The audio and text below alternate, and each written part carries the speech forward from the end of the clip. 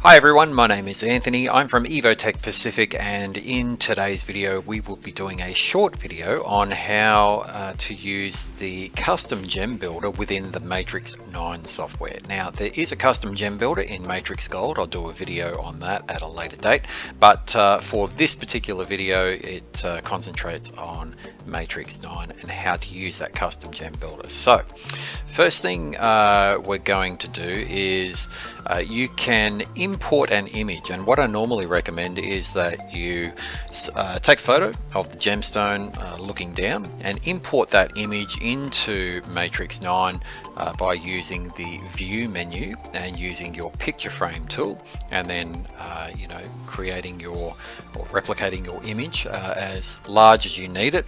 Now with the custom gem builder, it's always usually better to do the tracing around the image as large as you can possibly do, generally speaking larger than the stone that you need. That just helps with execution of the custom gem builder itself. Now I'm not going to worry about bringing in an image or anything. I'm just going to trace around, or I'm just going to use my curve menu, I should say, to create a kite shape. And as there are no kite shapes in the Matrix 9 gem loader, we'll create one of these, and therefore we'll be able to use that whenever we need to. So I'm going to bring out my polyline, and I'm going to make sure that my grid snap is turned on for this. I'm going to start up at the top here and just create a shape kind of similar to this, maybe about there.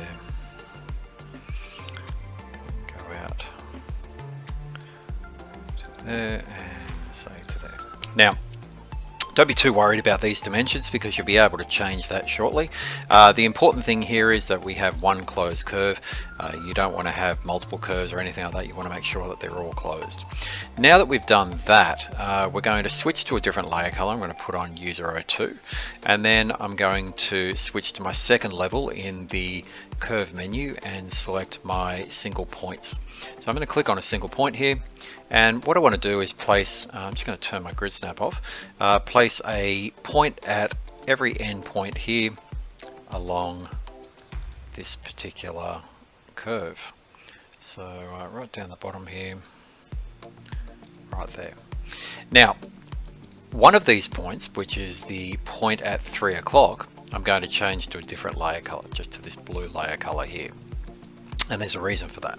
We're going to go into gems, and we'll open up our custom gem builder, and we'll roll up a few of these menus here that we don't need.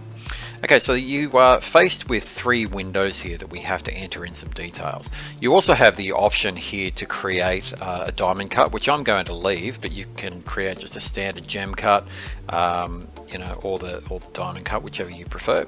The first thing I'm going to do is grab my curve and place that into the curve window.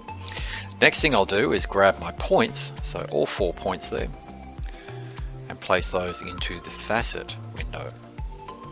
And finally, it's asking us for the right point. So the furthest point at around 3 o'clock, I'm going to place that solely in that right box there, and you'll see here that it gives us this yellow preview of the gemstone that we've created. Now we can adjust all kinds of things on here by using the sliders below. We can increase or decrease that facet count. The more you increase it, the busier the gemstone will look. Remembering though that this is not a lapidary program. This is only meant to give you a digital representation of the gemstone that happens to be on your bench for the purposes of creating a setting or render in the Matrix software. By no means is it a lapidary program, so it's not going to give you all of the exact facets. It's not really designed to do that. As long as you've got that in mind, this will work really well for you. So as I said, we can increase or decrease that facet count depending on the shape that you've got. You might need to increase it so that it fills out the entirety of the curve that you've drawn. Things like your crown angle here, if we have a look in the through finger viewport, we can adjust the angle from, say, that 45 to 70 degrees, or whatever you need. I might take that up to, say, about 50 odd. The crown height, again, we can increase or decrease that as you need to. Same with the girdle thickness. At the moment that's a 0.5 of a mil, but if you wanted that thinner or a bit thicker, you could. I'm going to leave that at, say, about that 0.5 mark. It seems to be pretty good for me. And also the pavilion, we can increase the depth or the shallow nature of that particular pavilion as we need to. So I'm just going to leave that as it is. Alright, once we're happy with that, we can click on Make Gem.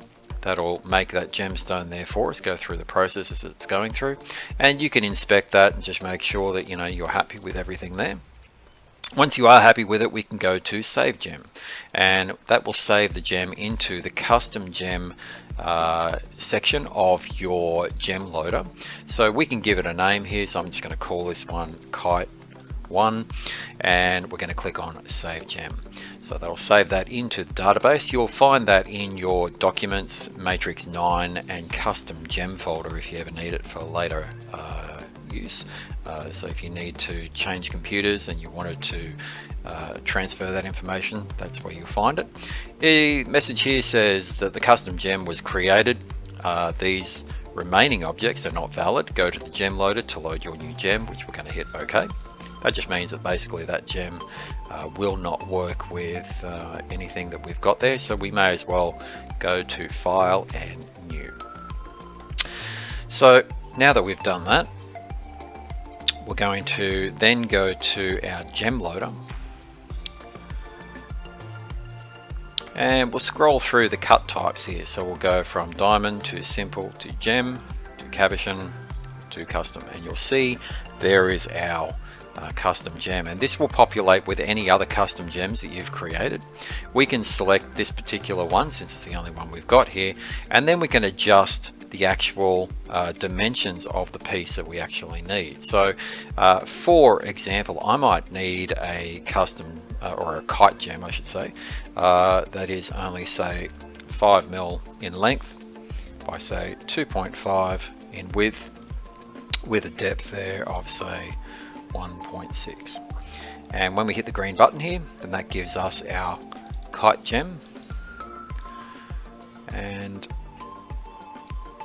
we should now be ready to hit our center mouse button here and get all of our options that we need. So if we wanted to build a bezel for this piece, then we have the option there to build that bezel and make our adjustments as we see fit. And when you're happy with that, then there you have it. Alright, so that is a quick and easy video there showing you how to use the custom gem builder in Matrix version 9. If you found this video helpful, then please feel free to subscribe.